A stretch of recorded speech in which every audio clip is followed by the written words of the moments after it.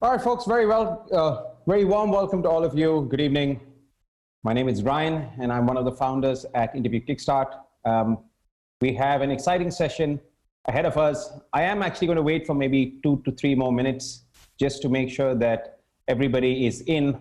I know there are a bunch of people getting into the broadcast. Folks, just so you guys know, we do these sessions once every couple of weeks. We pick a topic of interest to our community. And we plan to keep doing them in the months ahead. The next one is in a couple of weeks from now. I'm going to quickly lay out the agenda when I get started, but just so you guys know, the questions, right? If you have questions, just put them on the Q&A tab, right? Not on chat, okay? So just be clear, if you have questions that come up through the presentation, please put them on the Q&A tab, and we'll take them all at the end. We should start in a minute from now. So just get comfortable, get water, whatever you need, and I'm going to start in exactly a minute from now.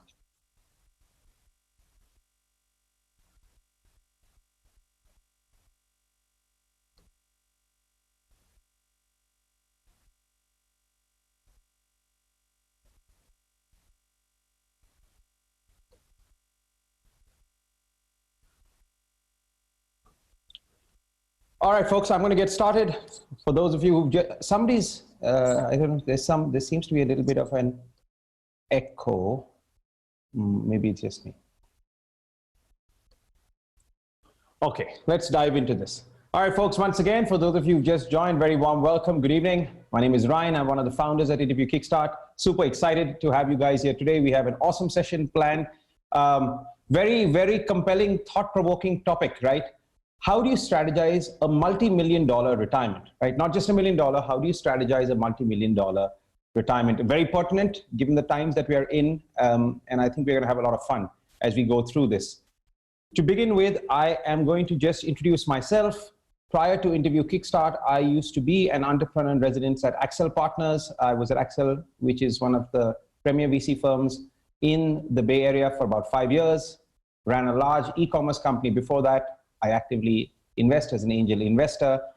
Over my career, I worked in both large and small companies, started up, founded a bunch of companies as well, including Interview Kickstart. And so I have a very deep understanding of what it takes to succeed, what it takes to work at both large as well as small companies. And I'm going to bring all that experience to bear today. I am deeply passionate about helping people up-level, just like Soham and everybody at Interview Kickstart is, which is why we do what we do. Quick background of Interview Kickstart. I'm sure most of you already know who we are, but for the uninitiated, we are the world's leading platform to prepare for very tough technical interviews, right? Interviews that you might get at a Google or a Facebook or Amazon or any top company, maybe a Uber, LinkedIn. We have been around now for 6 years, worked with over 5,000 students. We created the idea of a platform for technical interviews. Offers on our platform range from anywhere between $200. Most recently, we had the highest offer that we ever had at $780,000. What separates us, I think, from everybody and everything out there is our deep focus on making you a better engineer and not hacking the interview process, right? So philosophically, our view is very different from the regular hack your way through an interview process, because we fundamentally don't believe it can be hacked. Being hiring managers ourselves, we know that a typical interview at a top company has 5 to 7 rounds with 5 to 7 incredibly smart people, and there is no way that can be hacked. 3 elements make up our process. All our instructors, our coaches, from whom you get classes as well as one-on-ones, are all hiring managers. They're all tech leads. On the career side of things, they are all technical recruiters from the absolute top companies, because unless you have been an interviewer, unless you know the bar, there is no way you can teach somebody else how to make that bar. We teach the curriculum via proprietary power patterns, right? It allows you to solve many questions. Fundamentally, you need to be prepared for unseen questions when you go in for an interview. And so understanding patterns is key. And we have a very structured system. The reality is almost everybody who comes to us is a working engineer. And just to be able to pull yourself out of the gravitational pull of your current job and help you as you move to the orbit of your new opportunity, you need a very strong forcing functions, you need strong structures. A lot more on Interview Kickstart can be gleaned if you sign up for one of our webinars. I do them multiple times a week. You can go on to interviewkickstart.com, sign up, and you'll hear about the course in detail. These are the offers, the companies that people typically get offers from. With that, let's now jump straight in to today's session. Up front, guys, I want to make it very clear that I'm sure you will have questions on Interview Kickstart and on the great work that we do, on the alumni that have gone through the program, on how we can help. I am not going to take any questions on Interview Kickstart today. Today's discussion is really focused on helping you as you think through strategizing for a very compelling retirement, okay? Now, the first question that begs answering is why even think about retirement? Isn't retirement something that is many, many years away, in some cases multiple decades away, right? And my proposition to you guys is that retirement is, in the context that we know of it today, is a figment of the imagination of a time that was built around the Industrial Revolution, right? And it is no longer relevant today in the traditional sense of the word. Traditionally, retirement was about working for 30, in some cases 40 years, depending on the retirement age, and then saving enough money to retire and do what you'd like to do, right? So it was a lot about deferred living. Today, that is no longer the case, especially if you are in the engineering domain, right? Software engineers are uniquely placed, unlike any other industry, to have the ability to retire much earlier. You don't need to wait to 60, 65, right? You have this whole FIRE generation, right? Be financially independent and retire early. Now, let's put that in perspective, right? There is an opportunity today for software engineers to earn more than most people who run very successful small businesses, more than the bankers, more than the consultants, more than the lawyers, right? There is actually no other profession that allows for this kind of earning so far upfront in your career, 5 to 6 years into your working career. This is truly, guys, the golden age for software engineers. If you look at the world's biggest companies, the world's biggest marketing company, Google, the world's biggest hotel company, Airbnb, the world's biggest taxi provider, Uber, the world's biggest store, Amazon, the world's biggest car company, Tesla, valued twice GM and Ford together, right? Tesla has changed the way one thinks about cars. They think about cars as a technology, as a software platform. Fundamentally today, software is not reshaping, it has reshaped the world. And it's only getting more and more as we move along with the coming of AI, big data, so on and so forth. Now, if you consider that most people enter the workforce with strong amount of student debt, and as you move along, you have mortgages, you have credit card debt, you have children's education, and you have a whole bunch of these expenses that you're constantly spending on, right? And you have limited ability to save. All of that can be completely transformed if you take some time and think strategically about what you want to do, how you want to chart your career, and how do you plan for retirement. And that is really what we are going to focus on today. The second question I'm going to ask you, and it's a rhetorical question, is have you actually taken the time to sit back and calculate how much you actually need and want for your retirement? The reason I say this is a rhetorical question is because most people don't do this at all. they almost let it just happen to them instead of planning how they want this to happen. And secondly, the folks who actually do this tend to grossly underestimate how much retirement costs, because they don't keep in mind things like inflation. They don't keep in mind how costs can change very significantly over time. And so from both these perspectives, the fact that you can retire much closer if you are smart about how you chart your career, and the fact that most people don't think about how much they need for retirement, both of these are reasons that you should stop, take a pause, and think about how you would like your retirement to look like, and when would you like it to get started. 3 questions is what I'm going to seek to answer today. And the answer to those 3 questions, in the answer to those 3 questions, lies the ability to strategize a multi-million-dollar retirement. The first question, and I'd say this is an extremely thought-provoking question, and I'll talk about it in the next slide, is who do you want to hire for your career, right? It's a completely different way of thinking, but people who are sharp about planning their career actually think from this lens, as against the more typical lens of who's going to hire me. Once we get through that, we're going to talk about compensation.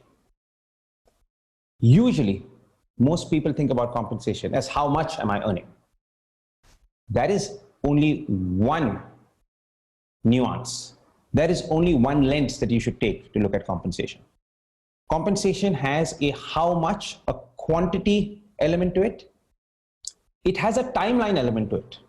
When are you going to get that compensation? And it has a form element to it. In what form is that compensation going to come your way? The third question I'm going to ask is, given the pathway that you take, what can you do in individual pathways to increase your odds of success, right? The answer to the question that we've asked around strategizing a multi-million-dollar retirement lies in answering each of these questions individually first, and then putting it all together.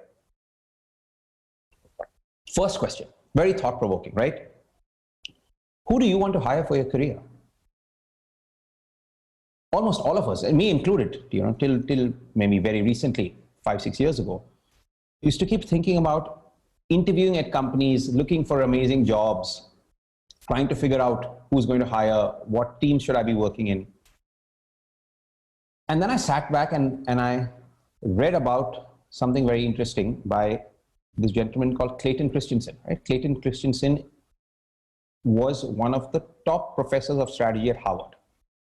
And he has this very interesting framework. It's called the jobs framework. He postulates that we hire people and things to do specific jobs for us, right? I've hired Zoom to be able to do this webinar, right? You might hire Interview Kickstart to help you prepare to get into Google. If you think from that perspective, you must choose what company you want to hire. You must actively think about what are your career goals, what are your career needs, and what are your career aspirations. And then sit back and think, hey, what kind of company do I want to hire? Do I want to hire a company that is doing cutting edge work because that's what gives me the kicks? Do I want to hire a company that gives me good work-life balance because I want to spend time with my family, right? Do I want to hire a company that is very close to my house, right? So that I don't spend time traveling. What are your requirements and who do you want to hire? This is diametrically opposite how most of us think. None of us really think deeply about the fact that at the end of the day, I am paying the company much more than the company is paying me, because I am paying the company with my time, which is invaluable.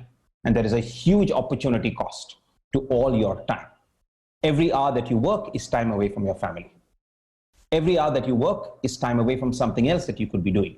Every hour that you work is time away from traveling, right? And so you fundamentally are paying the company. You are hiring them to do something specific that you might want them to do. Even from a compensation perspective, guys, it's important to understand that who you hire is crucial because not all software jobs are equal. One must understand the software pyramid and the fact that in software, much more than almost any other industry, compensation is not defined by the normal distribution, right? Compensation is built on a power law. Now, there is the formation, now well and truly in software, of a clear software pyramid. Basic IT work is at the bottom of the pyramid, product companies at the top of the pyramid, right? Now, you want to be at the top of the pyramid because this is where you get paid incredibly well, you do great work, you work with good colleagues, right? And if you want to strategize for a multi-million-dollar retirement, the only way to do it is to get at the top.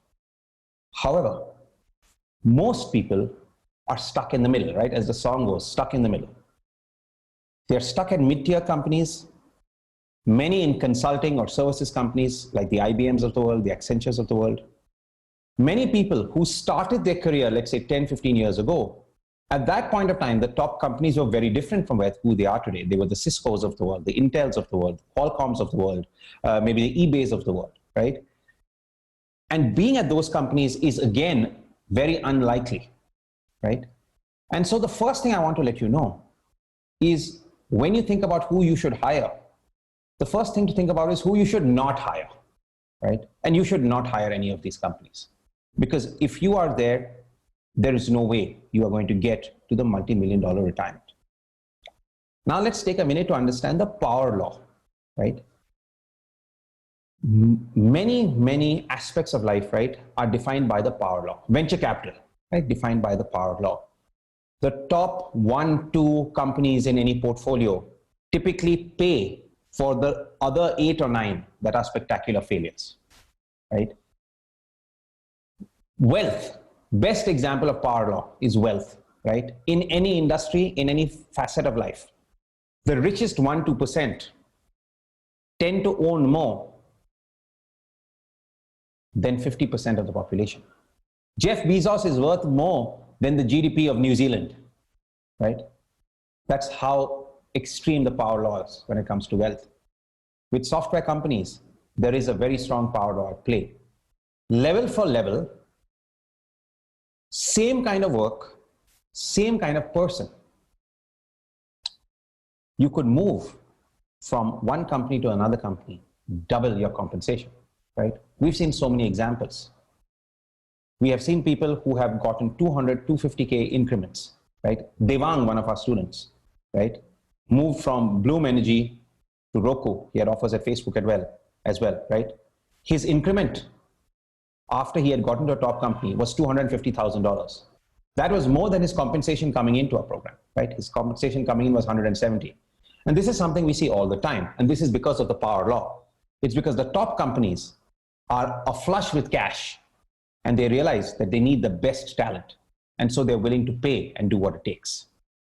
This is an internalization that one should make very early in their career, because the earlier you make this internalization, the faster you can get into these top companies, the more you can earn, and the faster you can retire, right? This is why you want to hire the right set of companies for your career.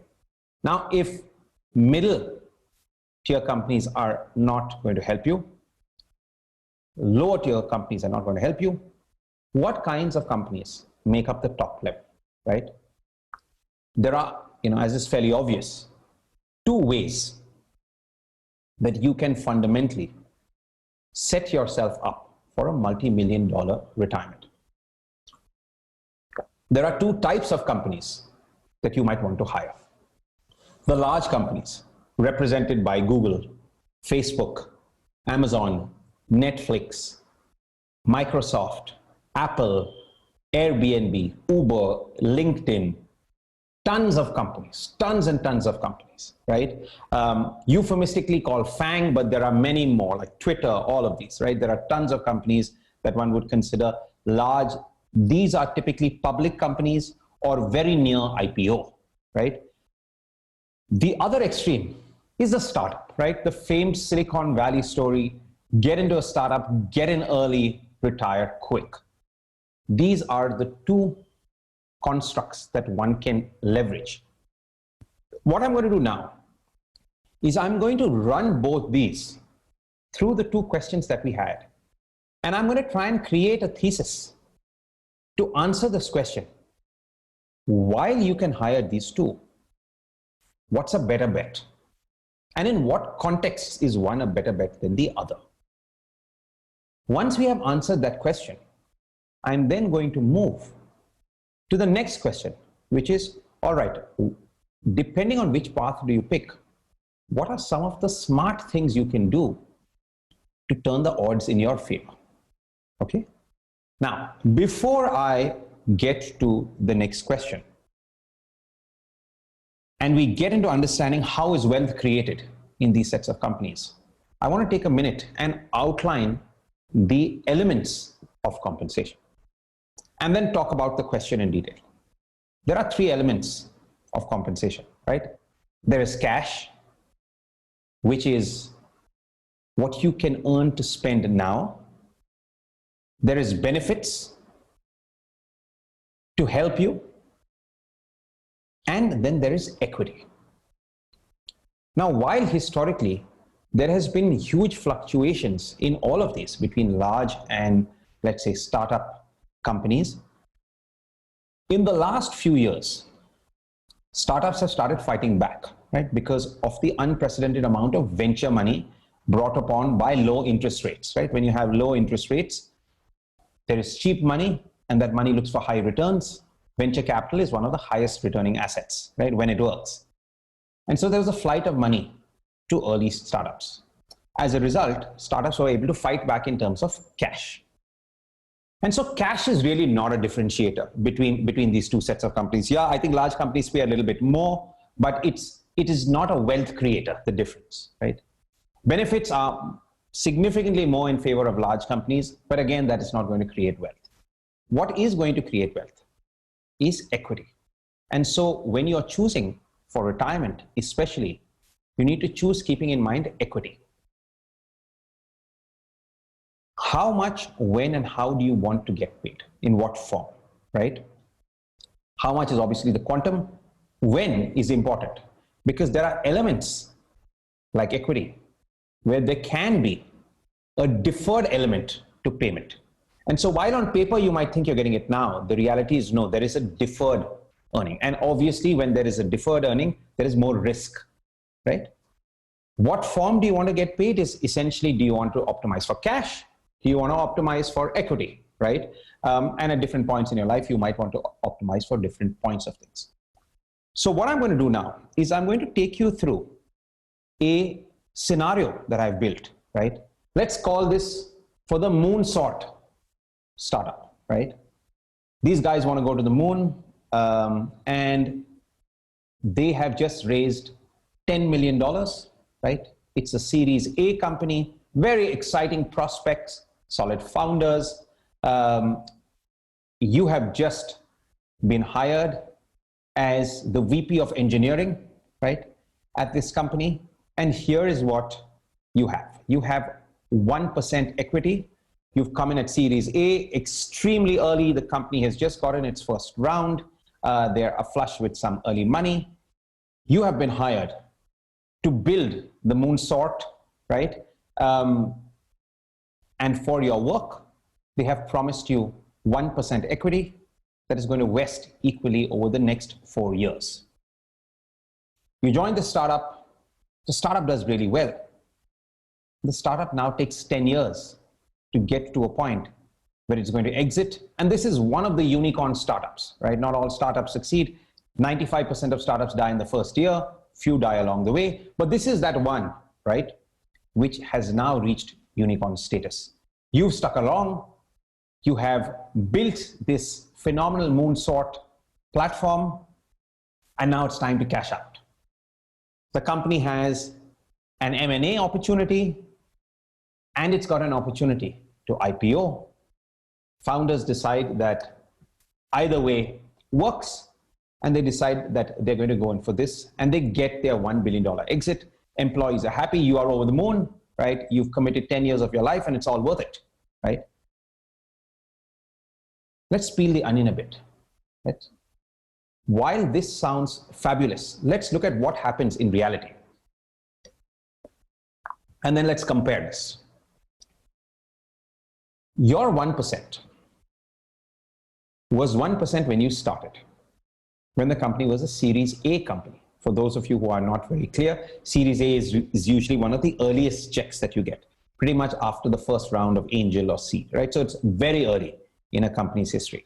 From a venture capital standpoint, when you are coming into Series A, there is still idea risk, market risk, and growth risk, right? What typically happens at a Series A is that you have proved some form of now what's called product market fit, which is a fancy term of saying that somebody is willing to buy and pay, or somebody is willing to engage with your service, right? At that point of time, you have 1%. But along the way, the startup keeps needing more money, right? Startups are cash guzzlers. And so the founders raise a Series B. Then they raise a Series C. Then they raise a Series D. And then they raise a pre-IPO Series E, where the big bankers, the JP Morgans, the Goldman Sachs, come and swoop down because they want to capture pre-IPO private value, right? This is the story for pretty much all startups. And so what happens is, as the newer investors come on board, they all want a chunk of the pie. And early investors will not come in unless they get 20, 25% along the way. Later investors might take 10, 15%, but everybody wants a large chunk right till the last set of folks, the bankers who lead the IPO. And so what happens is there is only one pie. And so as the pie goes more and more to investors, the pie shrinks significantly for founders and for the ESOP pool. And so your 1% equity over a period of time is going to end up at somewhere around 0.2, 0.25% equity. And this is assuming that you have joined as VP engineering, which means you are the most senior engineer for a long period of time. And so what you will end up seeing is that at a 0.2% of $1 billion, you now get a nice fat check of 2 million, right? Great, it's time to celebrate, pop the champagne, go out for a holiday. It's richly deserved after the 10 years of working, right? And it's a large amount of money that most people typically do not get the opportunity to lay their hands on, right? 2 million is significant, even in the Bay Area, even today. But you've spent 10 years. And so, while the 2 million coming in at one point of time is a lot, when you divide it across the 10 years, effectively, one can think of your compensation as having been paid, let's say, $200,000 in cash and $200,000 in equity, or maybe 100, since it's a startup, 100, 150 in cash, 200 in equity. And so the equity value that you've gotten is essentially $200,000 per year, deferred and paid out in year 10. And so one needs to understand the elements that go into this, right? What are the nuances of this earning? The first nuance is that you picked a company that actually exited. We know that 9 out of 10 startups fail. And so risk-adjusted equity value going in is much lower than 2 million, because that 2 million is adjusted against a very high risk. And so when you think about probability, early on, the 2 million risk adjusted is significantly lower. Secondly, you need to pick a startup that is able to get liquidity at all points of time, which means you are dependent on the vagaries of the VC funding cycle. Take a time like COVID, right? At times like this, everybody pulls back And so startups are left holding their pants when the tide comes down, right? And so you must be very careful about what type of company you pick.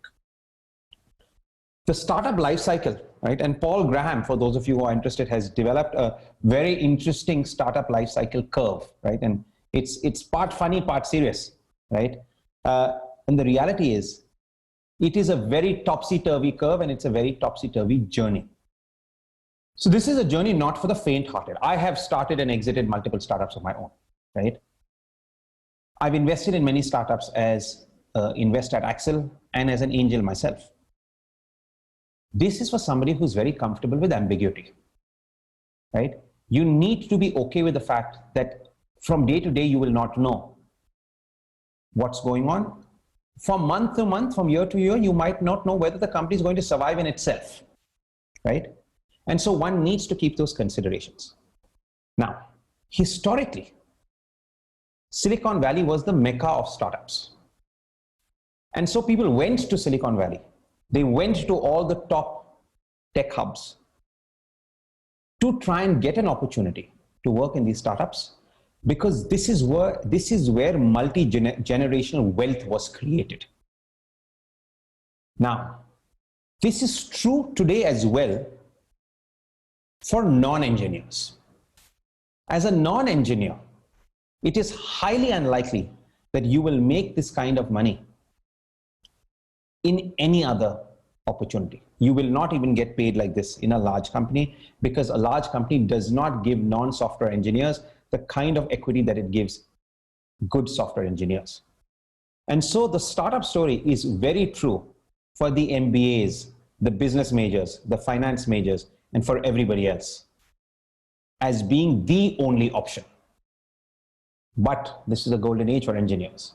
And so engineers have many other options, right?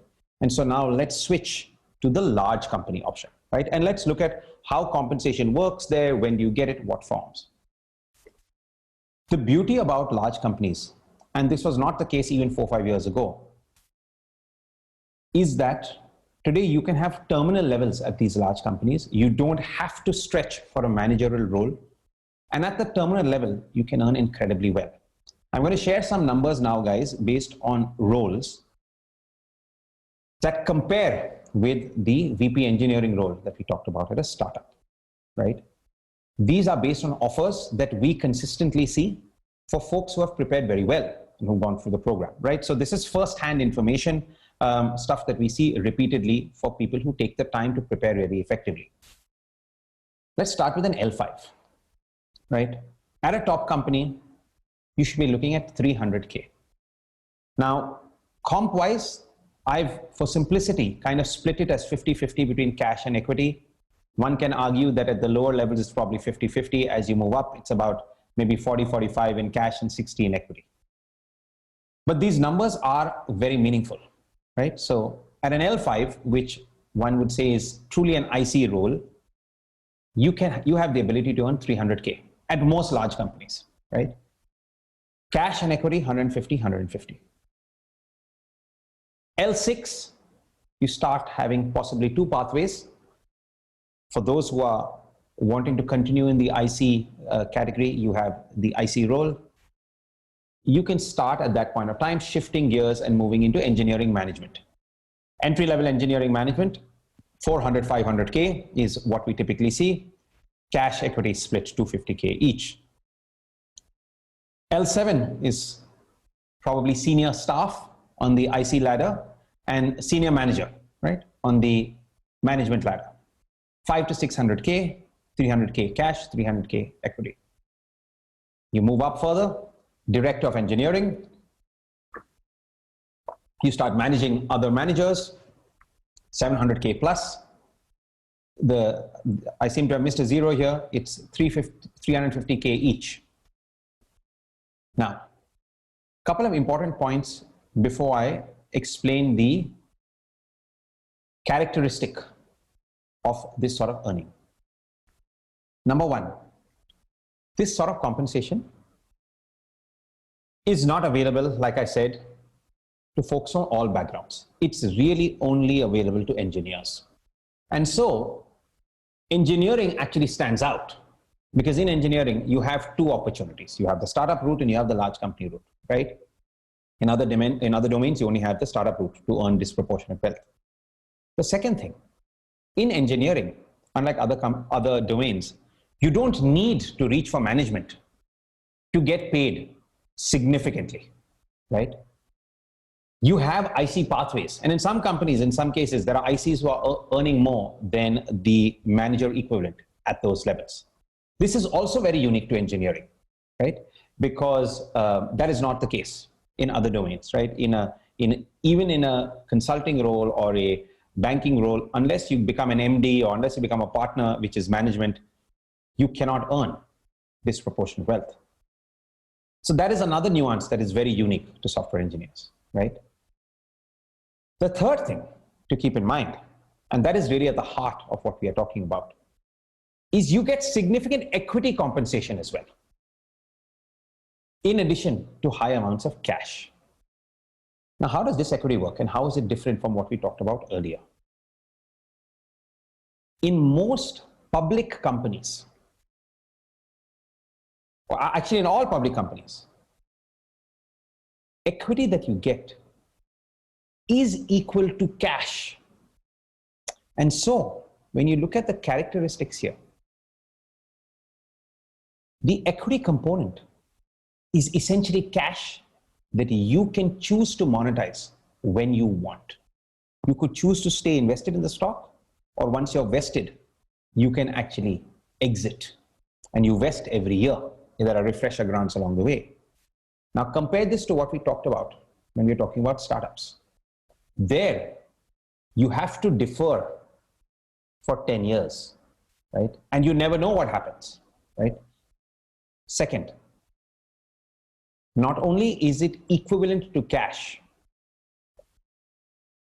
if you remain in the stocks, these stocks compound very significantly. In the last 3 or 4 years, maybe more, the FANG set of stocks and the equivalent there have compounded at an annual growth rate of 24%, right? Excluding this year is much more, right? And so these are really the stock market darlings at this point of time. So you don't want to actually pull your money out. Larry Page is better at compounding your money than you are, right? So is Mark, right? So is Jeff Bezos. These folks are better at compounding your money than you are. And so you want to leave your money in there. Tim Cook, right? Reid Hoffman. All these top companies, right? Reed Hastings, I beg your pardon, from Netflix. They are the best money managers out there. And so you want to be remaining in the stock. But you have the option to pull out that money at any point of time, right? Now let's compare these two.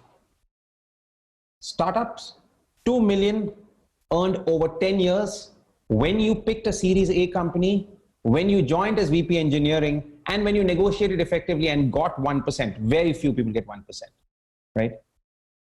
Compare that to an L5, L6, L7, L8 role at any of the top companies. You get same, if not more, equity value per year. When and how did this change come about?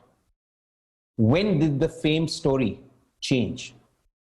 Essentially, it changed with this set of large companies for two reasons. The size that these companies have gotten to, Apple at $2 trillion, is unheralded. And so their ESOP pools are worth phenomenally large amounts of money. And so, as the saying goes, you can be a big fish in a small pond or a small fish in a really big pond. In the large company, while you might have a really small sliver of the equity, the overall value of that equity is just so significant and compounding so fast that that ends up being worth much more than the equity that you would make in a startup. And so the point I want to make here, guys, is if you are thinking about who you want to hire for wealth creation, the answer is actually quite opposite and quite non-intuitive. Because even from an equity construct, you want to be hiring the large companies, both in terms of quantum of payment and the time complexity, to use a algorithm, to use a technical term, right? Time complexity of when and how you can use that money. This has been happening slowly but surely for the last few years. And there are many other forces, right, that have built, have come up to create this. Bottom line, if you want to choose a startup, it is unlikely that the reason should be equity. The reason should be something else. You might have a career aspiration, you might have a career goal, you might want to work in a specific set of industries, you might want to work with a specific set of founders, right? But it cannot be equity. And that is the point I want to make. Equity makes much more sense at large established companies or pre-IPO companies like an Airbnb or an Uber a couple of months ago, right? A couple of years ago, maybe. Now, let's go back to the two questions that we asked. One was the compensation question, which we just answered. The second question is, how do you increase your odds? You are effectively making a trade, right? You are trading your time for money and experience. And so, like any good trade, you want to try and increase the odds, right? And get them in your favor. So let's look at what are the barriers, what are the challenges, what are the things you absolutely want to get right when you take each of these pathways, okay? Like we've been doing so far, let's go with the startup pathway upfront. How do you increase your odds? The best way to look at increasing your odds, and you know, one should learn from the best, is to go with what Charlie Munger says, right? Charlie Munger, for those of you who don't know, is Warren Buffett's business partner and considered by Warren Buffett and Bill Gates as the smartest man they know. You know, he's in fairly good company there, right? Charlie Munger's approach is similar to what I outlined earlier, right? When you are trying to pick something, first figure out what's not going to work, right? And so let's try and figure out the failure points. If you are looking at picking the right startup, let's try and understand what are the elements that go into picking a wrong startup. The wrong startup is a startup which shuts down, right? Because you're not going to get anything out of it. The second thing that you could do wrong is you pick the right startup, but you go too late. And if you go too late, you're not going to get much equity. And so you're not going to get much wealth. And the third mistake that people make is that they try this once, they say it didn't work out for me, and they move on. Picking the right startup and increasing your odds means you need to invert these, right? The first thing to realize is that you need to know how to select, right? And that's a non-trivial task. The best VCs who are in the business of picking and betting on startups have a 1:10 success. 1 out of every 10 picks that they make, 1 out of every 10 investments that they make goes on to yield very significant results, right? And because there's a power law at play at VC as well, that ends up paying for everybody, right? Google would have paid for everybody in the VCs that backed them. Uber paid possibly for everybody at Benchmark, right? Which backed Uber very early. Axel, right, very early in Facebook, paid for everything that we messed up along the way. So first element is you need to find a way, you need to find a via media to learn how to select. How can you pick effectively, right? And so selection is really key. It's, you know, selecting the right startup is actually worth more than anything else because it's a multiply by zero problem. If you pick the wrong startup, you're not going to make anything. The second is figuring out how to pick timing, right? How do you make sure that you get in at the right time? That is relatively easier because you can try and understand the startup growth, their trajectory. You can try and understand which series they are in, earlier the better. An important thing to understand if you want to go the startup pathway, right? And I've been doing this now for 10, 15 years, is it's a repeat game. Even in the case of VCs, right? They invest to learn, and based on their learning, they repeat the process. And in this case, the reason I keep going back to VCs is because you are an investor. You are an investor investing your time, which is the most valuable resource. It is 100 times more valuable than money. And so if you are going the startup route, folks, please keep in mind that this is a repeat game. It's a repeat business. You will probably go through 2 to 3 different types of startups to realize what kind of startup works for you. And so if you are committing to this path, you need to commit to this path for a good 10 years, because you will kind of figure out the early startups, you'll fail in a couple, maybe the first 2, 3 years, then you will hit the right startup, you'll select effectively, and then you'll wait for that 7 to 10 years, right, as it exits. Are there ways that we can be smart about doing this? Yes. Rely on the experts, right? Rely on folks who have figured this out to a great extent. We recommend that if you are looking at startups, you spend a lot of time going through the Wealthfront career launching company list, right? The Wealthfront list is brought about by Wealthfront. The founder of Wealthfront was one of the founding team at Benchmark Capital, phenomenal investor, right? Went on to build Wealthfront, the first large scale, I would say, robo investing platform. Now it's obviously Robinhood. They have picked a bunch of companies, and they do this every year. They have 3 characteristics, 3 traits, right? And each of those traits are important to understand. The first trait is that the companies in that list need to be companies that have revenue of 20 million to 300 million. The second is that they should have a 50% plus rate of growth and a projected rate of growth for the next few years. And the third is they have positive unit economics. Very smart, very compelling traits. Why? Why have they picked this, right? At $20 million plus, you have proven that you have already hit revenue scale. And it's not a trivial, not a small company. It is a relatively meaningful company, and a company that once it has hit this scale has kind of proven that there is product market fit, and there is a sufficiently large set of people who want to pay for its services. And with any good idea comes a number of ideas that are close to it, right? And so 20 million is typically the breakout point when you know that this company is well set to now grow. The second is rate of growth, right? The reason they've picked rate of growth is because that is when equity compounds very significantly. And so if you're getting in early, you're getting in it for equity. And the third is positive unit economics.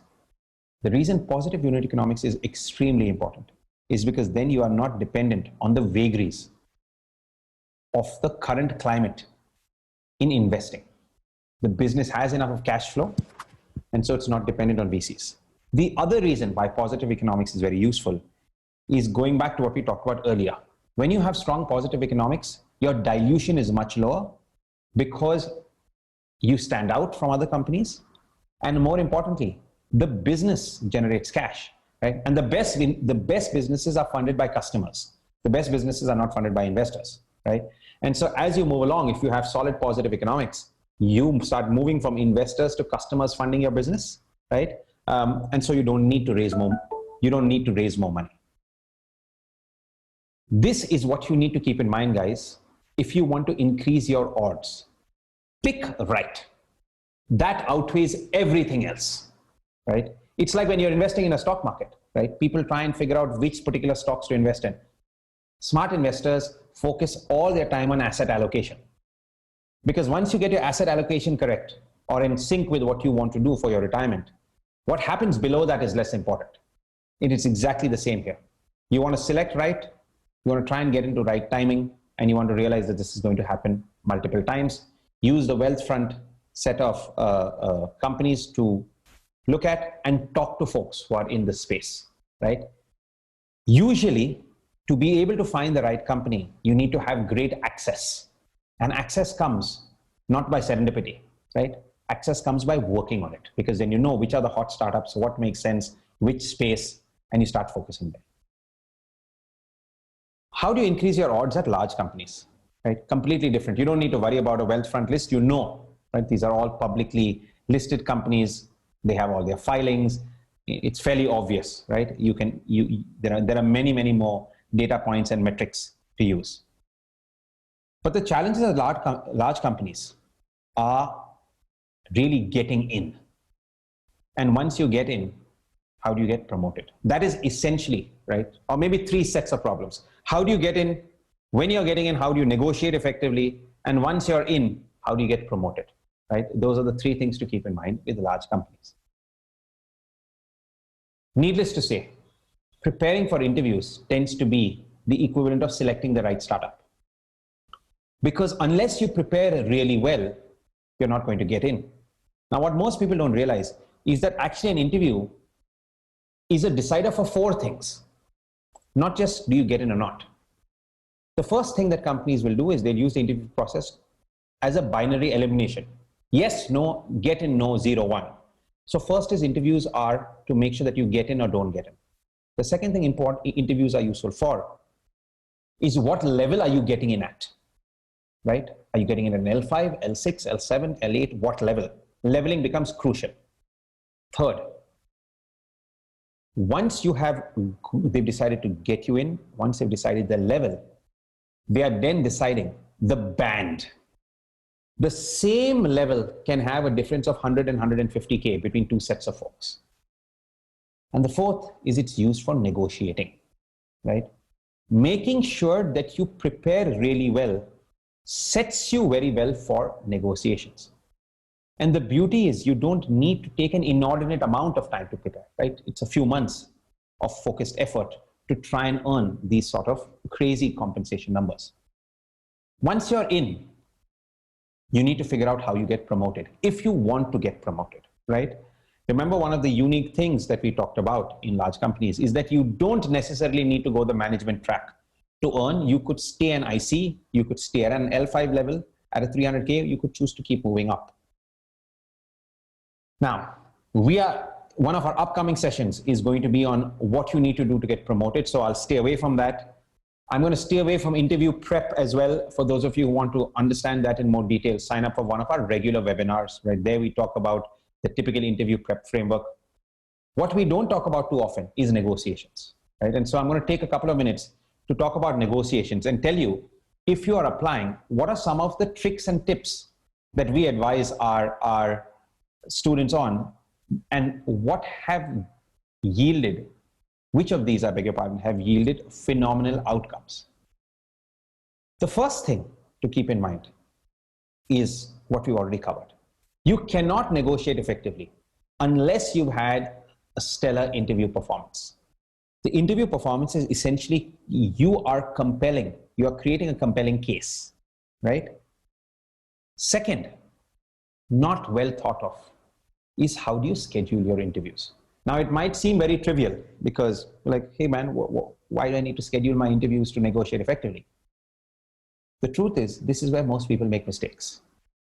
In your enthusiasm, most people will interview at their favorite companies first. That's a rookie error. What you want to do is you want to build to your favorite company, because you get better as you keep interviewing, right? Now, there is a point at which you should be hitting your top companies, because this is like the Laffer's curve. At some point of time, you get diminishing returns on practice. But you want to build up. First practice, then tier 3 companies, then tier 2 companies, then your favorite companies, right? If you want to negotiate effectively, you need to get competing offers. That's what gives you leverage. But competing offers are not good enough. You need to have competing offers from similar companies, or companies that these large companies are worried about you going to. If you want an offer at Facebook, it's great to have an offer at Google. If you want to have a Google offer, it's great to have an offer at Facebook. If you want to have a Facebook offer, it's great to have an offer at Snapchat, right? Because it's a good, compelling, similar company. Netflix is a phenomenal company to get offers from, very high in cash. You can use that to negotiate everywhere else, right? So planning your interview process, not only in terms of making sure that you start going from lower to better companies, you plan your interview process to make sure that you're interviewing at similar companies, and you plan your interview process to ensure that you're getting offers from those companies at a similar time. Because it's very difficult to get a compelling offer and tell the company, I want to wait for 1 month because my next interview is a month and a half away or a month away, right? That's not going to give you leverage. You will have to make a decision without having other opportunities. So scheduling, working through similar companies, being deliberate about your application process is crucial. Now, let's say you've ended up at Google. You are interviewing. You've interviewed at a bunch of other companies. You've done your homework. You know, which is the last point, what are the bands at each level. What can make a difference is if you know how to pick which team, right? When we think of large companies, we think of them as one uniform company. But the reality is, like the colors in the Google logo, each team is a different color, different flavor. And there are different teams that the company is investing in at that point of time. If you want to get the truly off the charts offers, you want to try and figure out, by talking to folks in those companies, what teams are currently teams that the company is investing very heavily on.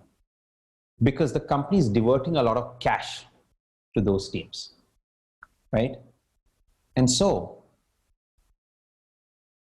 if you prepare well, you have a good interview, you schedule well, you leverage similar company interviews, you know what are the levels that people are paying at, and then you pick the right team, you will get a phenomenal offer, right?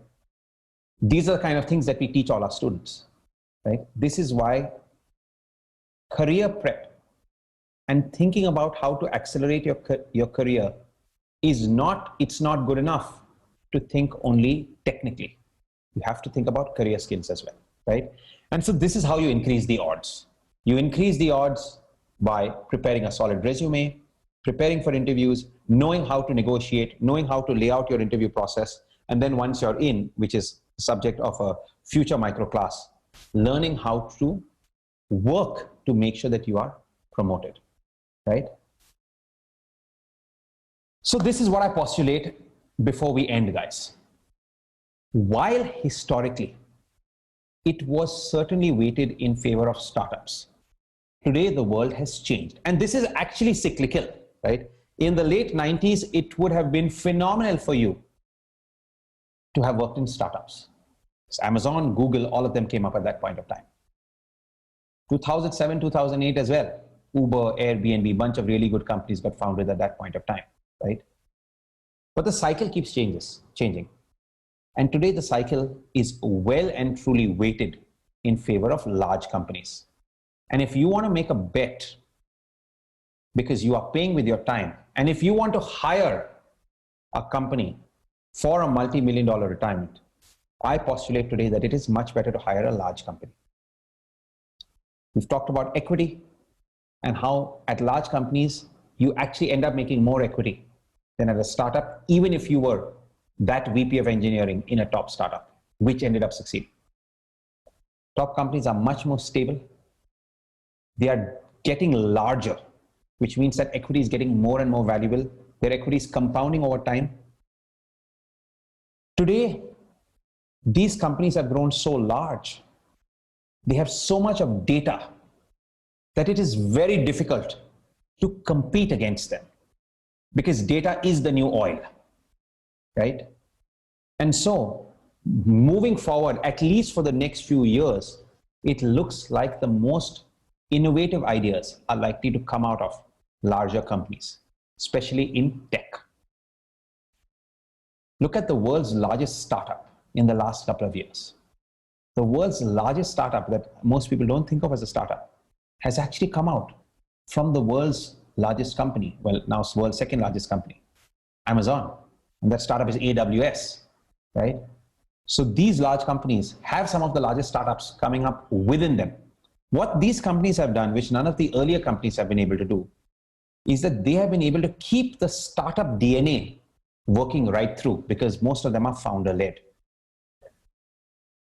From time to time, there are these freak moments that cause a seismic shift. COVID is one such moment. What is happening as a result of COVID is there is a large, significant flight to safety, both on talent and in funding. And large companies are that flight to safety. So, COVID has doubled down on a trend that was already taking place. The fact that large companies are now weighted much more strongly in terms of a successful career.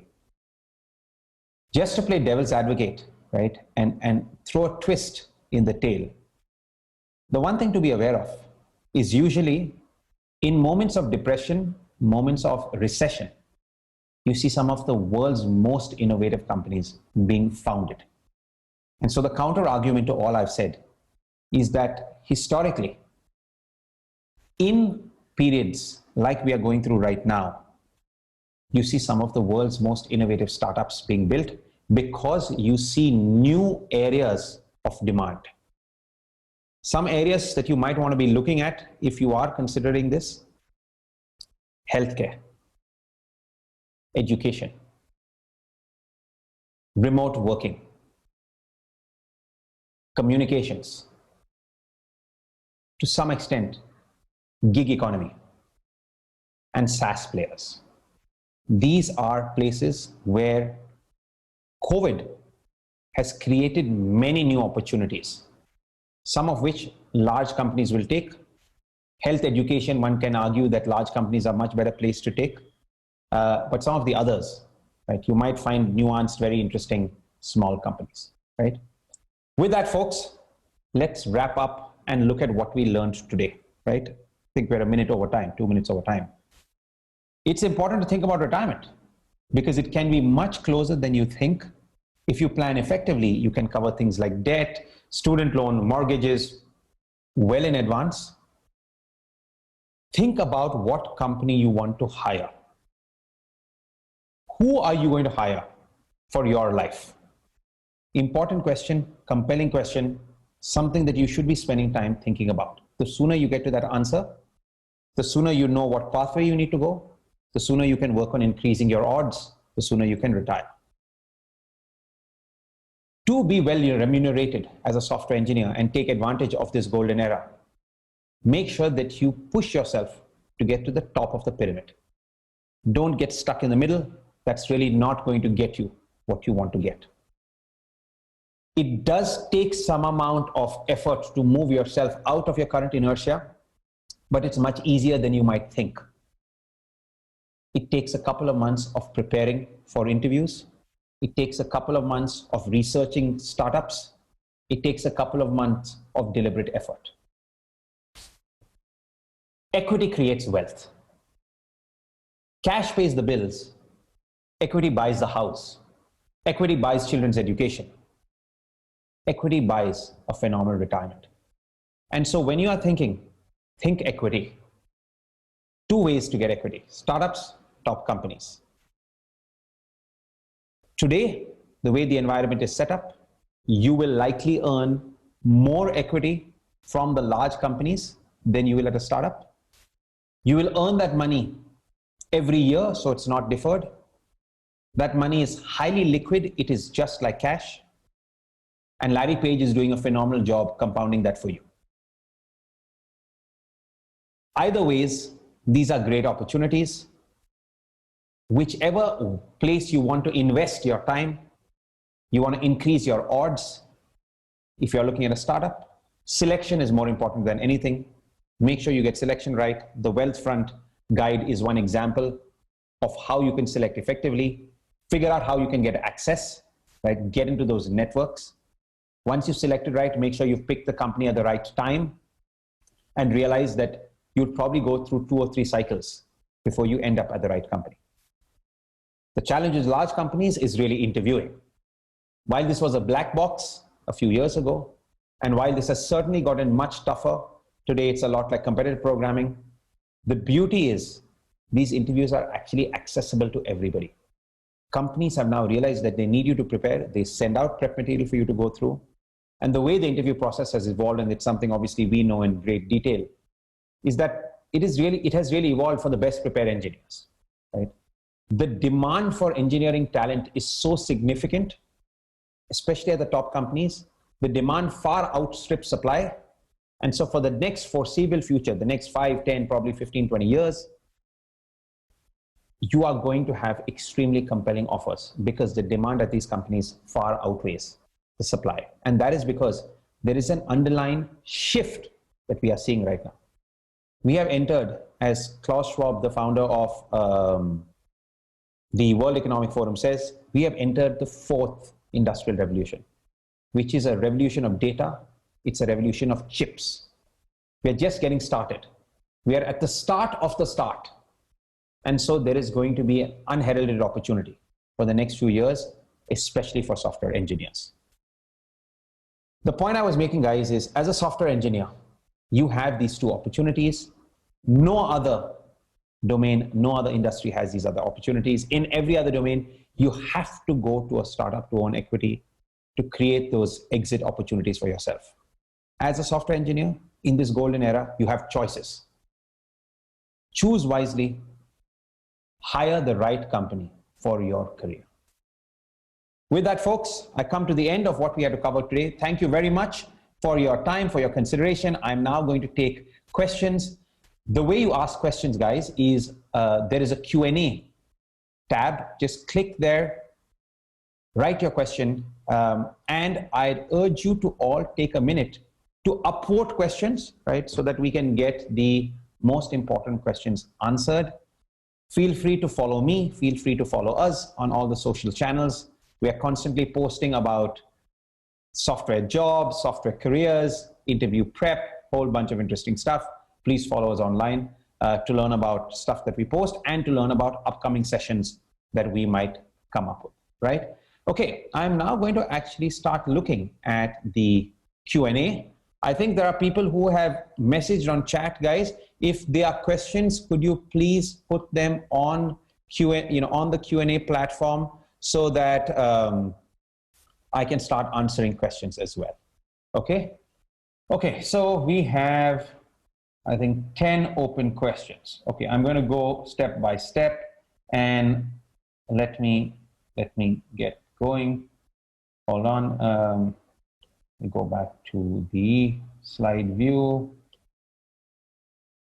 Okay. I'm just going to make sure that I keep the last slide open, guys, so that you can keep looking at the learnings. Bear with me for a second. Yeah. Craig, okay. So I'm going to read out the question, guys, and then I'm going to keep answering them. Good. I see a lot of people are upvoting questions, so that's very, very good. There are new questions coming up, guys, so please take time to keep upvoting questions. Craig says, hey, on an average, how long do you recommend working in a company before looking for new opportunities? Extremely good question. My feeling is if you stay in one particular tech company for too long, there is a tendency to plateau and stagnate. Long term, you can miss out on innovative rising companies, which might affect your long-term financial benefits and retirement nest egg. Excellent question, Craig, right? So question is how long? Now, there is no standard answer, but typically what we would advise and what we see, based on just empirical observations, is about 3 to 4 years, right? And it's interesting why. There are multiple reasons. In 4 years, you've usually seen one cycle. In 4 years, most of your equity is vested, right? And then you're looking for refresher grants.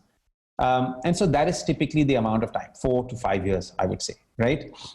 You get to see one cycle. You've created enough of let's say presence in the company. You've probably gotten promoted 1 or 2 times. You've earned your equity over a period of time, and it's possibly time to move on. You are absolutely right in that you might plateau. There might be interesting opportunities coming up at other companies. And so you should certainly be on the lookout every, let's say, 4, 5 years. If you feel the company stagnating, maybe a little slower, a little sooner, right? But 4 or 5 years is typically what we see, right? And it meshes very well with the fact that you would have vested all your equity at that point of time. Mac has asked the next question. Once you've joined these top companies, what strategies can you use to maximize your total compensation growth? Should I focus on getting promoted, or should I move to other top companies every 2 years? Great question, Mac. These are actually the two strategies to increase your comp. It is likely that you will get a disproportionate increase in comp when you move companies, right? Or when you get promoted, right? You know, just staying at the same level while you can have terminal equity, terminal earning at 300, 400, 500K. Obviously, everybody's keen to try and grow. Now, in terms of should you move every 2 years? No, I think 2 years is too soon, right? Like I was mentioning to Craig's question, you want to be trying to stay in a place for at least 4 years, unless you think it's really not working or you get a phenomenal opportunity, right? If you want to increase your total compensation within the company that you're at, you have to get promoted, right? It is very difficult to increase your compensation at the company without getting promoted, right? I won't dive into what you need to do to get promoted. That's a separate session that we are going to do. But I'm going to use this to answer an adjacent question, right? And that question is essentially the way you maximize your total compensation is really by negotiating before you get in, right? Because your increments are based on your previous comp. So if you've done a bad job of negotiating, if you've done a bad job of nailing the interview, then what's going to happen is at the same band, you will probably earn much lower than, let's say, Craig, who might be at the same band, right? And your increments before your promotions are on those levels. And your promotions also will keep considering your previous band, right? So making sure that you interview well and that you negotiate well is really the best way to set up good compensation at the company that you're at, and then negotiate when you move to another company, okay? But long story short, if you want to increase compensation within the first 4 years, it's probably better to get promoted in the company that you're at. If you feel you're stagnant, you move to another company. Moving companies typically ends up giving you better increments, right? But you don't want to be moving too often. I would say 3 to 4 years is a good amount of time, right? How do we calculate how much we need? That's a really, really good question. Now, it's very person specific, right? I can tell you that that number is likely to be upwards of a couple of million for sure, right? And there are multiple factors, Bardia, to keep in mind. One is, what's your current cost of living? What is your future cost of living, right? Second is obviously keep in mind inflation, right? How does inflation work? Third is you want to keep in mind, is your spending pattern going to change, right? And that can be, for example, kids having to go to college, right? That can be a significant investment. So keep in mind things like this. There are actually many platforms, many tools online that you can use. They'll ask you some basic questions. Usually a good financial advisor is a good person to talk to. But essentially keep in mind what your current level of spending is, what your current lifestyle requires. Do you see that lifestyle changing? And how does inflation work? It's that simple, right? The fourth thing you need to keep in mind, and that's, I would say, less often considered, is timing, right? How soon or how late in your career do you want to retire? Obviously, if you want to retire earlier, then you have less working years, more non-working years. And so you need to plan your retirement accordingly, right? Most people save for their retirement by investing in 401ks. That's really not enough. You need to do a lot more. Sai has actually sent a message on chat, which you guys could look at. It says, he says use personalcapital.com. It's, he seems like that's something you can use. I've not used it, so I don't know what it's like. But I would say these are the 3-4 things. What's your current level of spending? Do you anticipate that changing? Keep in mind inflation. And at what point of time do you want to retire, right? And then you can, as a discerning engineer, you'll be able to do the math. What about product managers at top companies? Is that comparable? Yes and no, Miri. TPM is comparable, but only at the top companies. Regular product manager, no. Regular, project manager, not at all.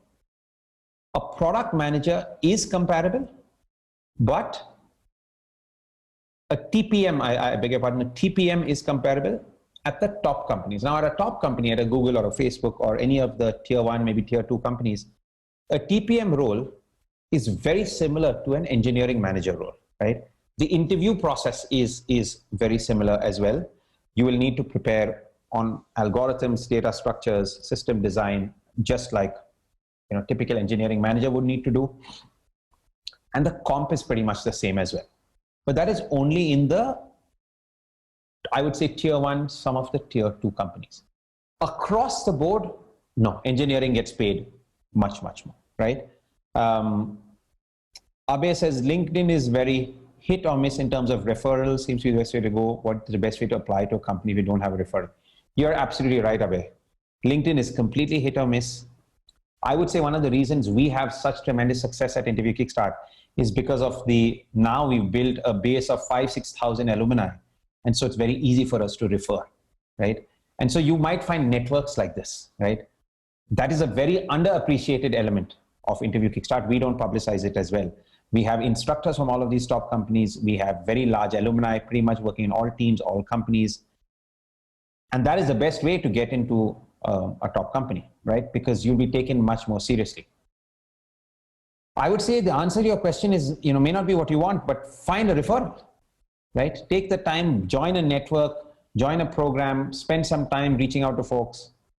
Referral is your best way. Now, if you don't have a referral, there are specific ways you can go about it in terms of crafting emails, reaching out to folks, LinkedIn, direct applying, but they all tend to be much, much lower probability of success. Referrals is your best bet, right? And there is really no other way that you should be thinking of. Lakshmi, next question is off topic. Do you provide help and offer negotiations for a person interviewing locations outside the US, the people who went through the... Okay, Lakshmi, this is a this is more an interview prep question. And so, I said that I'm not going to take any of those questions. Yes, we provide negotiating support, right? And negotiating support, how you negotiate is pretty same wherever you are in the world. We have students who've done the course from India, a lot from Europe, South Asia, Singapore, Sydney. The interviews are the same, right, across the world, because it's the same top companies, the same FANG sets that is really hiring aggressively. Okay. I'm not sure how to pronounce his name. Krenis, I think. Krenis Lin. What if you are not a software engineer, more in data science? I heard that the average data science is 8.5 years experience. I'm over 40 and I work longer. Aren't most FANG company people younger? So, Chris, yes, I mean, people are typically younger in these companies, but I don't think that's a concern at all. I mean, I'm 40, right? I think I'm a spring chicken. I think I'm just getting started. I don't think companies care about age, dude. We have had students who have been 47, 48, 53. Jody is our oldest student, right? Ganesh, one of our best coaches, right? He did the course at about 46, 47. It really makes no difference at all. Age is really a figment of your imagination. The demand for engineering is so much that if you can fundamentally prove that you can solve problem-solving questions in an interview, nobody's going to give a damn about your age, dude, right? And 40 is not old at all. In terms of data science, yes, I would club data science within the same set of roles, right? So software engineering, TPM at top companies, data science, cloud, all in the same, in big data, right? All in the same realm, right? And so these are all opportunities, all places where you can earn very well, right? So data science is fine. Don't worry about the average age. Averages can be very misleading. It's like saying that the average income is X.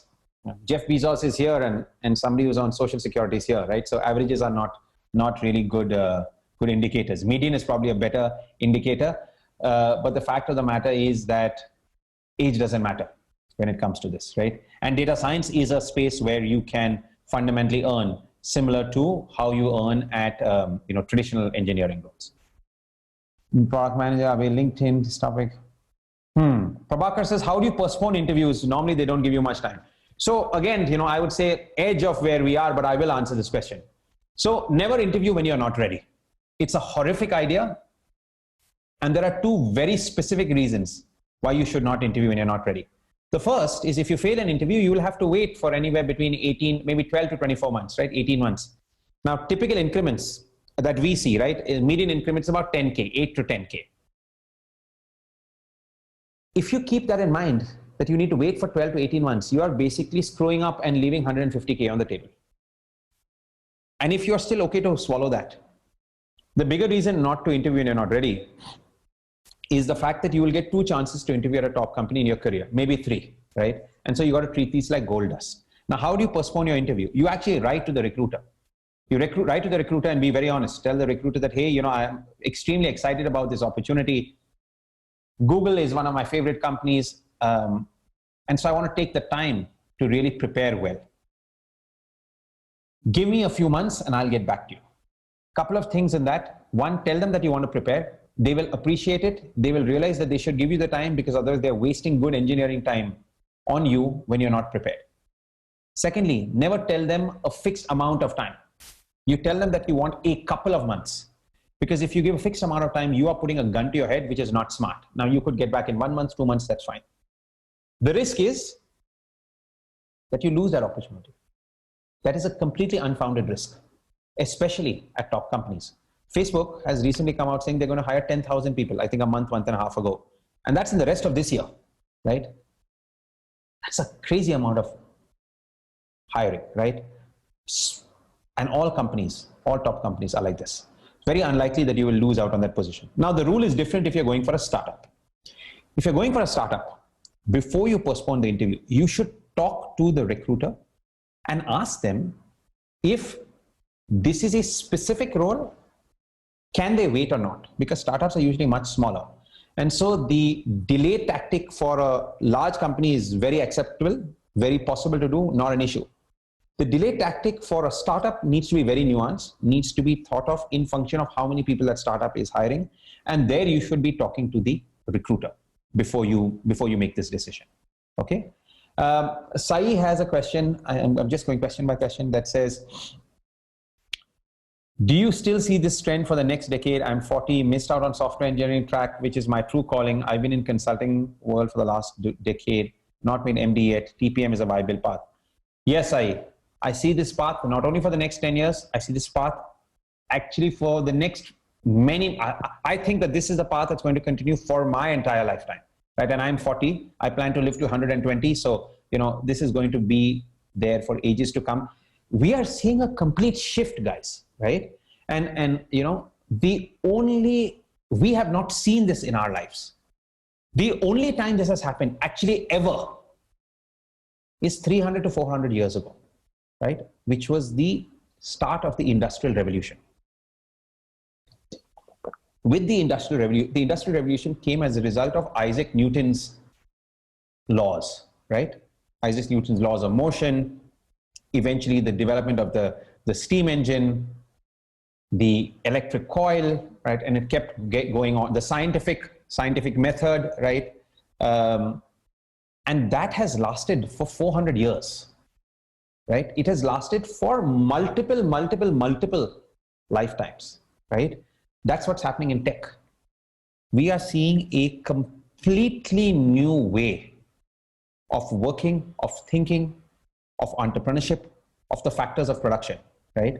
And so I see this lasting for certainly for all our lifetimes, right? Every company is going to become a software company. Every child is going to learn how to code, right? It's going to be like English or like language skills, right? If you don't know it, it's going to be like math. Everybody has to know it. And so I absolutely see this continuing for the next multiple years.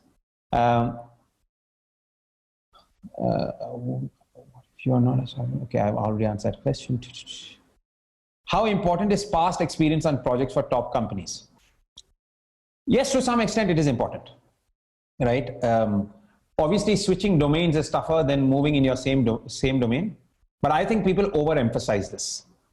What you'll realize is there are very interesting ways to tell your story, right? So I would say more important than what past projects you've done, Islam, is figure out how to tell that in a compelling way, right? That's why we have these one-on-one career sessions in our on our platform, right? Because we realize that people can't tell their story very effectively. You know, I run webinars to impress upon people the need to prepare for interviews multiple times a week, right? And I've been doing this now for multiple years.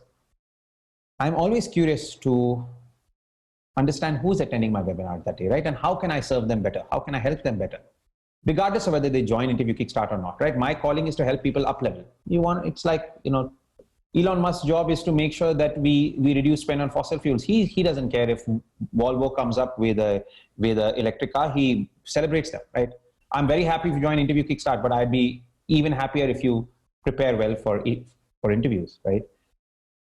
What you need to do is tell your story effectively. When I look at people who are attending my webinars, half the time I don't find them on LinkedIn, and I'm taking time to go and find by name, right? So how you tell your story is almost as important, if not more important, than what you've done in terms of projects. But that is just the tip of the iceberg. From an interview perspective, problem solving, being good at algorithms, data structures, and system design is the power skill. That is what companies are looking for. People change domains, right?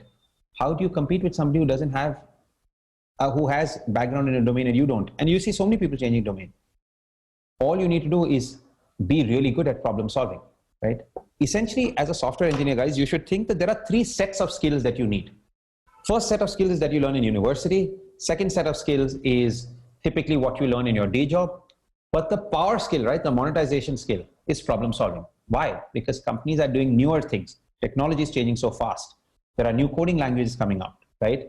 The pace of change is so significant that only if you can problem solve can you work effectively in a top company, right? And so that is what you need to be keeping in mind.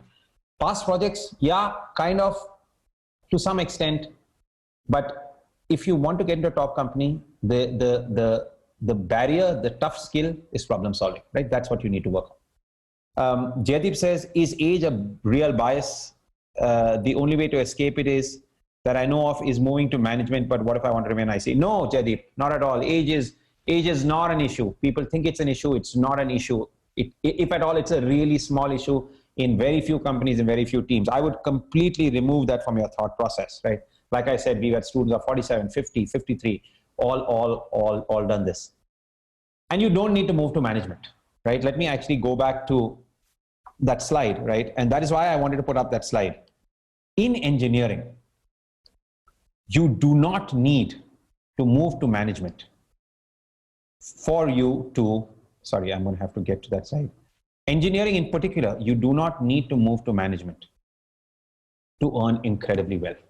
You can have IC roles. You can terminate your career at an L5. You could move to an IC role at L6, at 7, L8. There are 2 parallel careers, right? Staff engineers, senior staff engineers, principal engineers, all ICs, dude. You don't need to move into management, right? And that is one of the unique things about the software domain in particular, right? What revenue makes it a top company? Is Atlassian a top company? Yeah, Atlassian, I would say it's not in the same league as the FANG or Uber or LinkedIn or Airbnb, any of those companies, but Atlassian is a good company. It's a good company. They pay very well, right? And they have some phenomenal products. The way to think about this is a top company is a company that values software engineers. It's typically a product company it's typically a company that's growing very fast. Atlassian is there, right? Felix says, the equity numbers that you've shown, are they for large companies per year or vested over 4 years? No, this is per year, guys. So when I say that when I say that, let me take a recent example, right? One of our students, Ashu, got an offer of $780,000 recently, month and a half ago, coming out of IK. Ashu had failed multiple interviews before the program. This $780,000, if memory serves me right, was about 350 of cash, and the remaining close to 400 plus $430,000 was equity vested per year, right? So this is all per year numbers. It's not vested over 4 years. It's 150K, 150K, 150K, and 150K, right? That is why these companies are so compelling, right? Raja says, hey, you didn't cover promotions. Yes, Raja, I consciously didn't cover promotions. There's not enough time. And promotions is a whole different session, right? We'll probably be doing that in the next couple of sessions. I'm going to quickly, I'm going to wrap this up, guys, because we are already half an hour into this, but I want to just see if there are any other questions in Q&A that are very compelling and that I should answer. How do you succeed in becoming this information?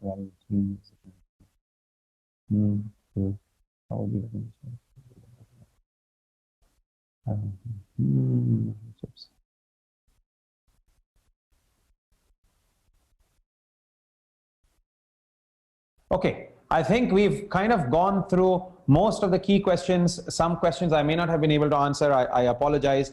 I want to thank you all for your time, guys, right? I want to thank you all for your time. Do think about who you want to hire for your career. You are investing your time.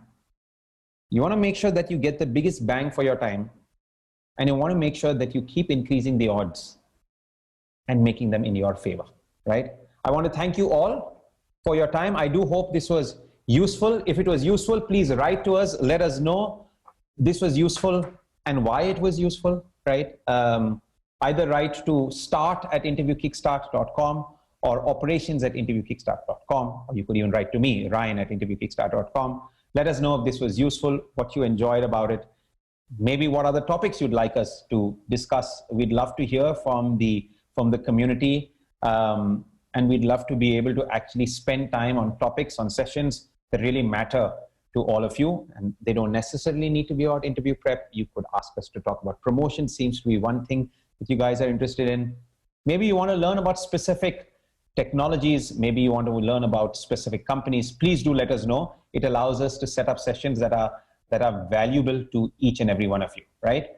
And if you do want to look up Interview Kickstart, please register for one of the upcoming webinars. That is really how you learn about the program in detail. I didn't take some of the questions on interviewing and Interview Kickstart because I do want to make sure that this is more about helping you guys in your career than telling you to come and prepare. There is plenty of opportunity for that. So please take the time to register for one of our upcoming webinars if you're interested. Thank you very much, guys. Have a wonderful evening, and make the most of the fact that you are in possibly the best paying sector, the best paying industry, the best paying career that has ever existed, right? Thank you very much, folks. Have a superb evening. Good night. Cheers. Thank you. Thank you. Thank you very much.